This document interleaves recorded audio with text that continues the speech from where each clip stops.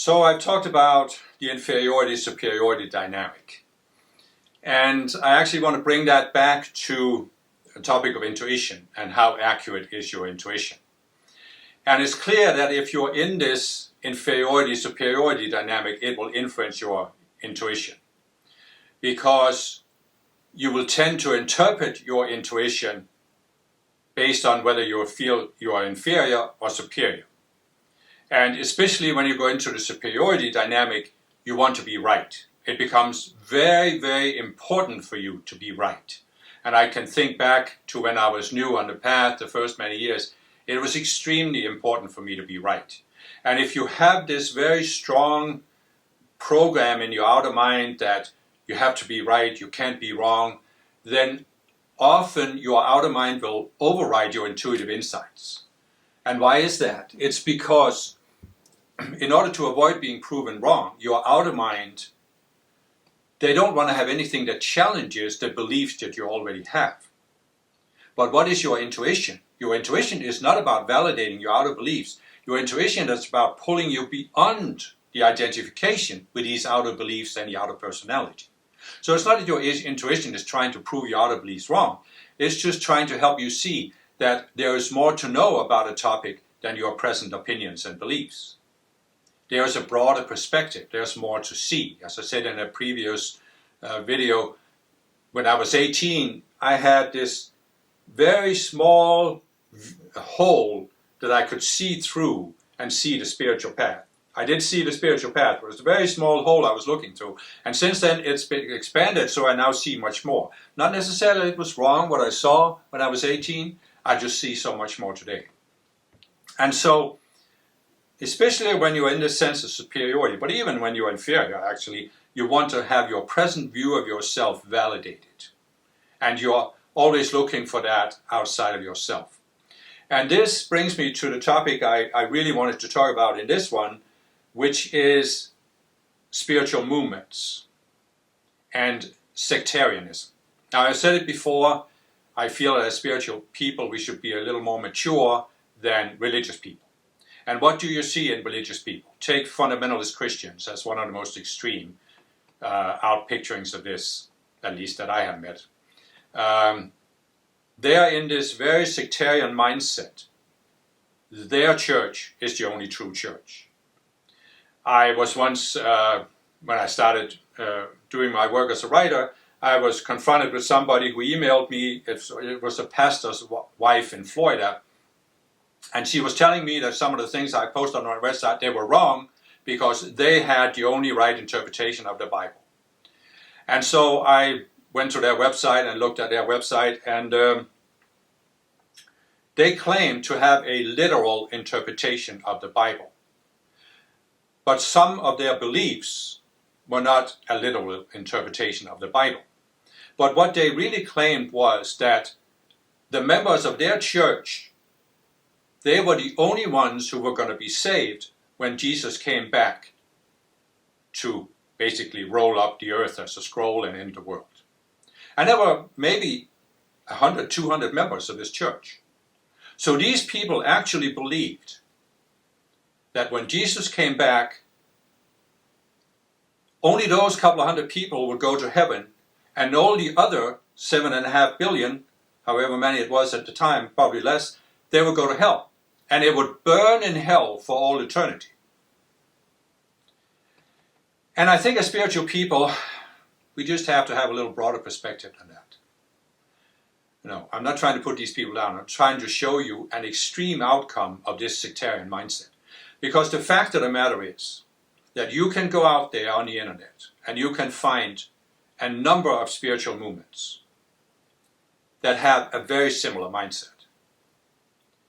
You have this movement, some person sets himself up as a guru, starts an organization, attracts maybe a few hundred, maybe sometimes a few thousand members, and they have this idea that they have the highest spiritual teaching, their guru is the most advanced guru, and they, not necessarily they're the only ones who will be saved, but they are the only ones who are pulling the planet into the golden age. They're Aquarian age, the age of enlightenment, or whatever you want to call it. So they have some kind of idea about themselves, that they are superior, they are special.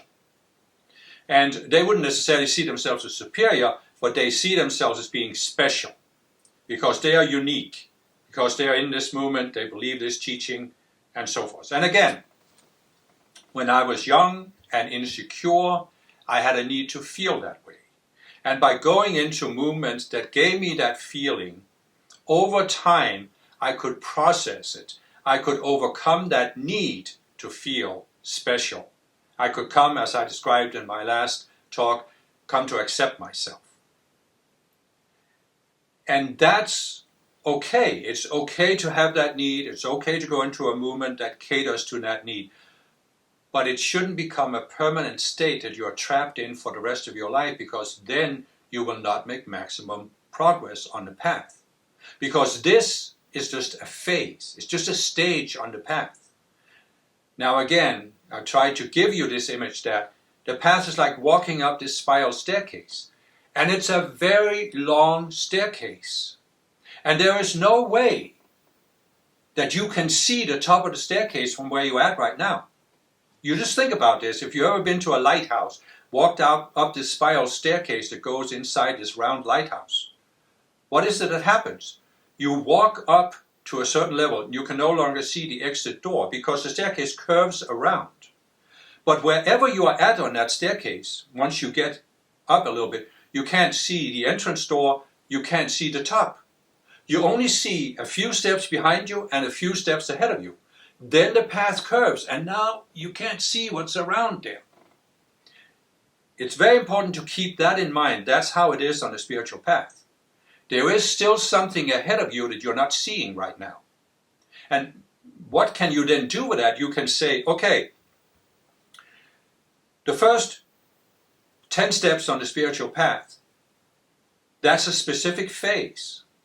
You take one step at a time, and once you get beyond that stage, you have overcome certain illusions, certain attachments. You have made progress. You have made genuine progress, right? But it was just a stage. And if you are serious about making progress, you can't stop there. You have to keep moving. You may come to a stage where you say, actually, in some lighthouses, they have windows on the way up the staircase, right? So you're walking up these steps and you come to the top of a certain phase, and there's a window. And now you're looking out and saying, oh yeah, that's a much better view than I had from the ground. But there's still many steps above you. So if you stop there and say, no, I'm comfortable here, I just want to enjoy the view through this window, well, then you're not making maximum progress on the path, are you? So what I'm trying to say here is, everything is a stage. Wherever you are at on the spiritual path, it's a phase. And you always want to keep in mind, what does it take to move on? Right? So the last thing you want to do, you start on the staircase. In order to get to the staircase, you have to find the lighthouse. You have to walk through the door. And now you see the steps. And now, what you don't want to do is say, all right, I found the spiritual path.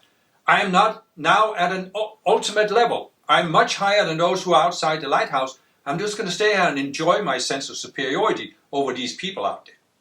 That's not what you want to do. You want to start walking the path. But what you also don't want to do, you don't want to stop at any point and say, oh, I'm comfortable. I'm going to stay here and enjoy the view.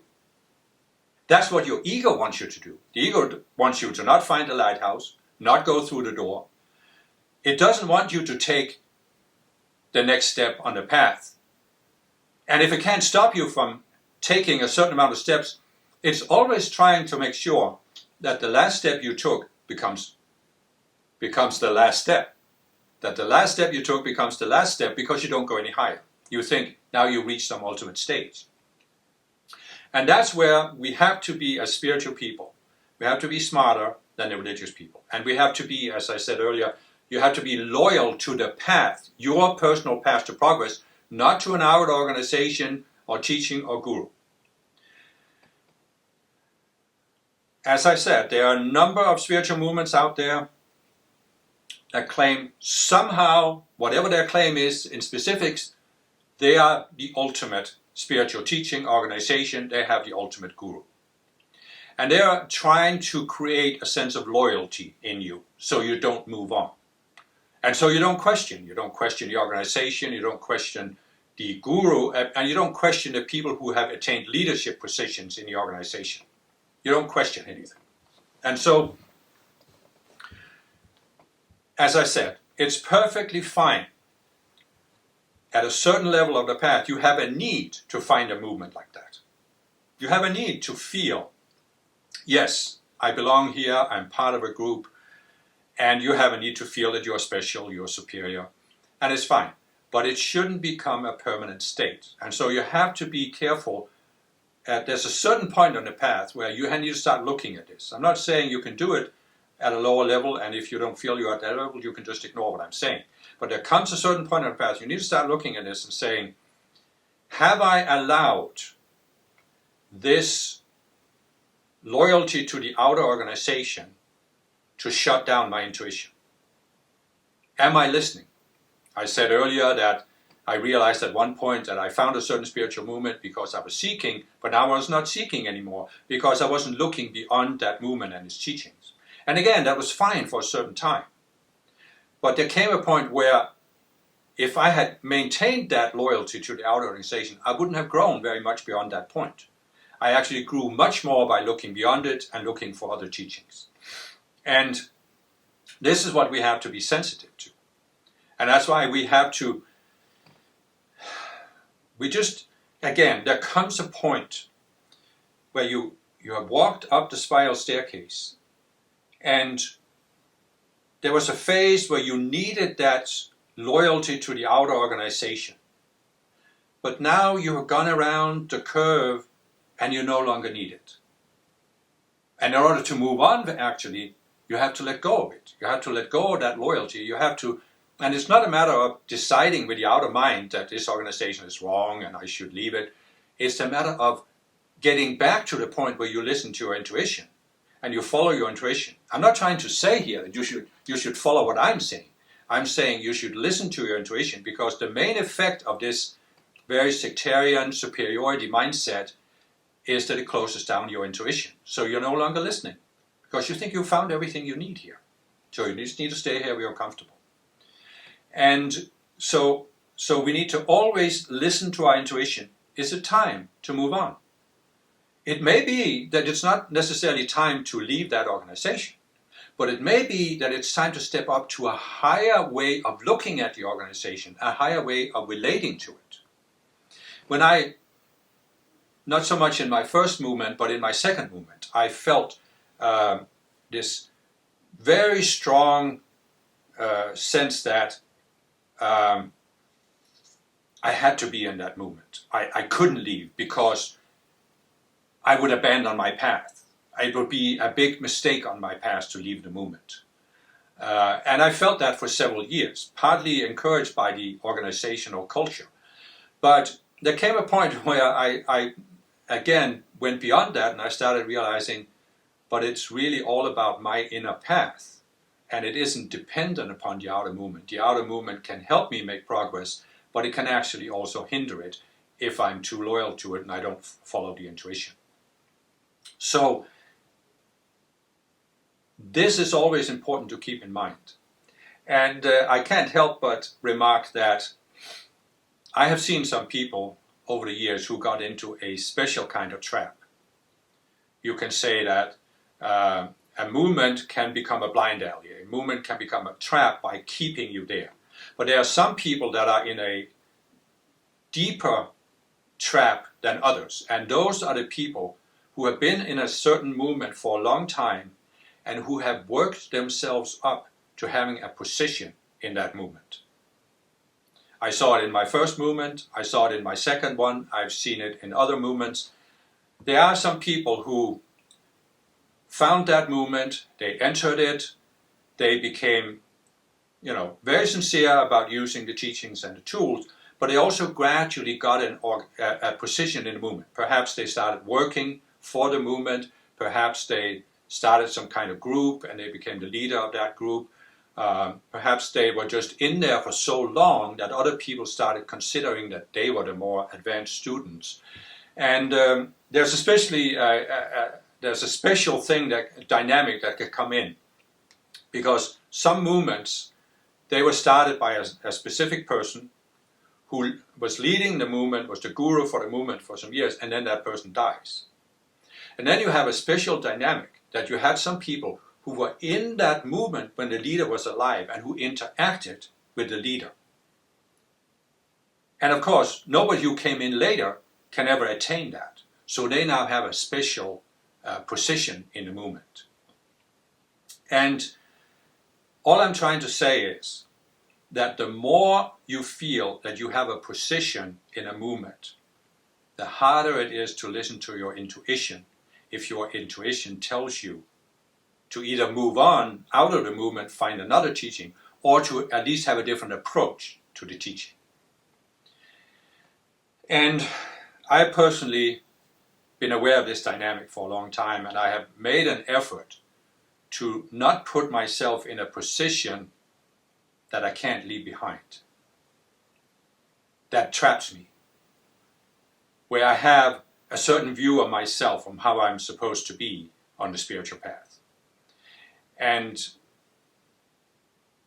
you look back at yourself and your own path, and you see how back then you had there were certain things that were very important to you.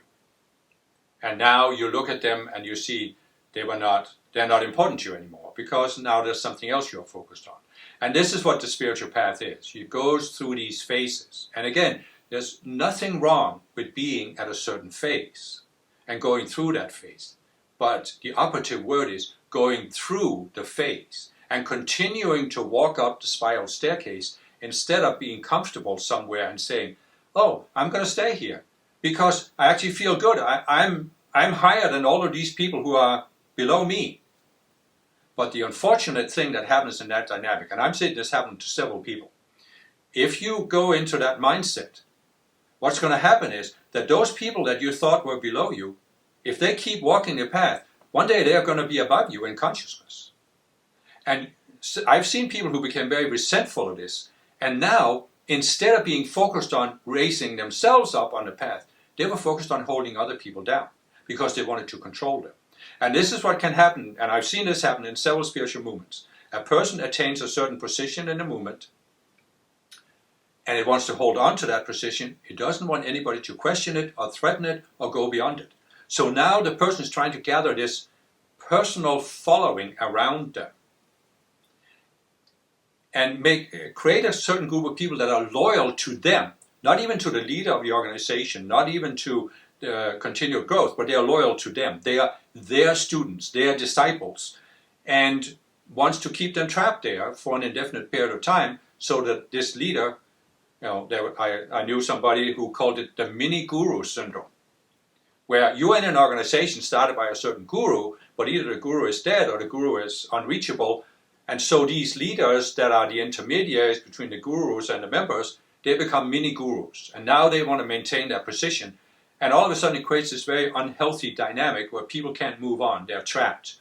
And this is actually partly what happened in my first spiritual movement, and one of the reasons why I and many other people left it, because there was a certain group of leaders that emerged that felt that they should be obeyed, unquestioned. They should never be questioned.